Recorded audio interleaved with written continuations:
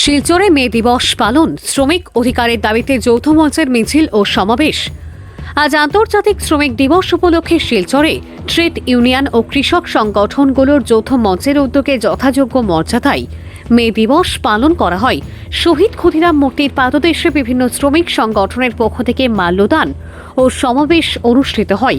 সমাবেশে শ্রমিক নেতা সুপ্রিয় ভট্টাচার্য একটি প্রস্তাব উত্থাপন করেন। সেখানে শ্রমিক অধিকার, ন্যূনতম মজুরি বৃদ্ধি, শ্রম আইন রক্ষা এবং সামাজিক সুরক্ষার দাবিগুলো তুলে ধরা হয়।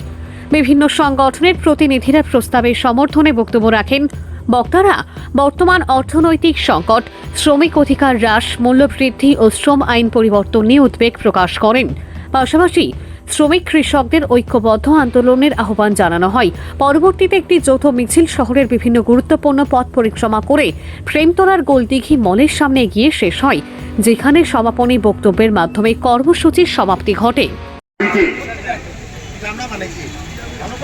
শিকাগো শহরের হে মার্কেটে শ্রমিকরা যে ঐতিহাসিক আন্দোলন সংগঠিত করেছিল,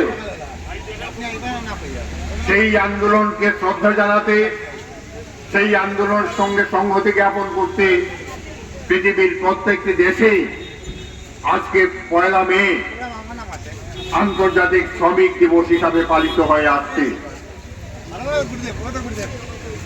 1886 সালের পরে সেই ঐতিহাসিক আন্দোলনের ধারাবাহিকতায় পৃথিবীর প্রায় প্রত্যেকটা দেশেই শ্রমিকদের সংগঠন তৈরি হয়েছিল এবং শ্রমিকদের স্বার্থে বিভিন্ন সরকার কিছু আইন প্রণয়ন করেছিল। কিন্তু দুর্ভাগ্যের বিষয়, আজকে এই 21 শতাব্দীর শ্রমিকরা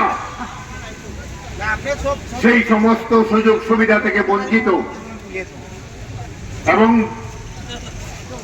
এই বিশ্বে সাম্রাজ্যবাদ, পুঁজিবাদ যতই বিস্তার লাভ করছে, শ্রমিকদের অধিকার ততই সংকুচিত হচ্ছে।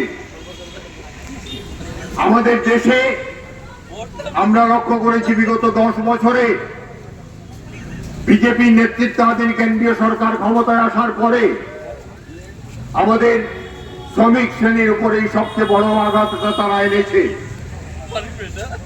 তারা 29টা শ্রম আইনকে বাতিল করে, যে শ্রম আইনগুলির মধ্যে শ্রমিকদের কিছু স্বার্থ নিহিত ছিল, শ্রমিকদের কিছু স্বার্থ রক্ষা করা হয়েছিল এই পুঁজিবাদী ব্যবস্থার মধ্যেও, সেগুলিকেও তারা নস্যাৎ করে দিয়ে 4টি শ্রম সংহিতা তারা প্রবর্তন করেছেন।